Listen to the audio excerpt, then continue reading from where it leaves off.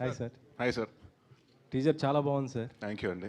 మొన్నటిదాకా మిమ్మల్ని సీరియస్గా చూసినట్టు మళ్ళీ ఎంటర్టైన్మెంట్తో మళ్ళీ అల్లరిస్తున్నారు.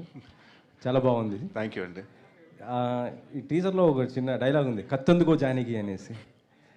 అదో మన కృష్ణరాజు గారు చాలా సీరియస్గా చెప్పిన డైలాగ్ ఇందులో మీరు కామెడీగా పెట్టేశారు. ఫ్యాన్స్ ఏమైనా హట్ అవుతారేమో. లేదండి, అది అంటే అది బాగా పాపులర్ డైలాగ్ అండి. అంటే అది ఆయన చాలా అంటే మీకు వెన్నెల కిషోర్ గారు చాలా సీరియస్గానే చెప్పాడు. మీకు వెన్నెల కిషోర్ చెప్పాడు కాబట్టి కామెడీగా అనిపించింది అంతే. ఎందుకంటే ఈ మధ్య కొన్ని డైలాగ్స్ కొద్దిగా హట్ అవుతున్నట్టు లాస్ట్ వీక్లో కూడా చూసాం మనం. అవును. సో అందుకనే అడుగుతున్నాను. లేదండి, ఇట్స్ నాట్ దీని గురించి కాదండి. ఇది ఎవరిని కించపరచాలని ఉద్దేశపూర్వకంగా అలా చేసింది కాదండి. It's more like for fun purpose అండి, అంతే. అంతే. మీరు అలాంటి అయితే మీరు ఇన్స్టాగ్రామ్లో బోల్డ్ చూస్తుంటారు, ఇంకా దారుణంగా ఉంటాయి.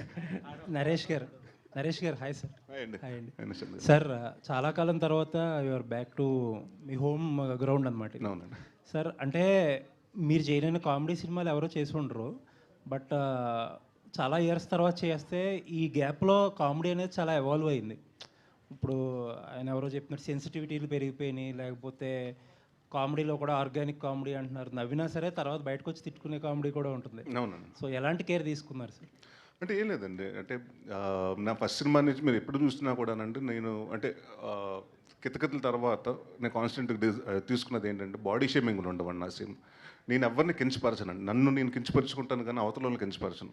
సో ఈ సినిమాలో అలాంటి ఏమీ లేదండి. ఇతను హీరో అవ్వాలనుకుంటున్నాడు కాబట్టి దాంట్లో సినిమా రెఫరెన్స్లు ఉంటాయండి డెఫినెట్గా, అక్కడ ఇక్కడ 1-2 రెఫరెన్స్లు ఉంటాయి కానండి. బట్ అది మీరు సినిమాగా చూసినప్పుడు కనెక్ట్ అవుతారు కానండి. అంటే మీరు డిఫరెంట్ అంటే అదే నేను కట్ చేసి పక్కన పెడితే మీరు చూస్తే ఒక ఎపిసోడ్గా చూస్తే దాన్ని మీరు భూతద్దంలో పెడితే చాలా దొరుకుతాయండి. సో వీ థాట్ చాలా క్లీన్ కామెడీ. అండ్ చాలా నాకు అనిపించేది ఏంటంటేనండి, దాదాపు 10 సంవత్సరాల నుంచి ఎక్కడో తెలియకుండా అన్ని సీరియస్ సినిమాలు ఓటీటీలో వచ్చిన తర్వాత అండి అన్ని మలయాళ సినిమాలు చూడటం మొదలుపెట్టారు. కొంచెం డిటెక్టివ్ సినిమా, థ్రిల్లర్ సినిమాస్ అన్ని. కామెడీ సినిమాకి ఎక్కడో తగ్గిందండి. ఆడియన్స్ కూడా ఏమైపోయారంటే వెయిటింగ్ అండి. అంటే చాలామంది ఫ్యామిలీస్ తోటి మీరు కత్తులతోటి రక్తాలు అంటే అలాంటి హెడ్లు చంపేసుకుని అలాంటి చూడలేరండి, పిల్లల్ని తీసుకెళ్ళి చూడలేరు.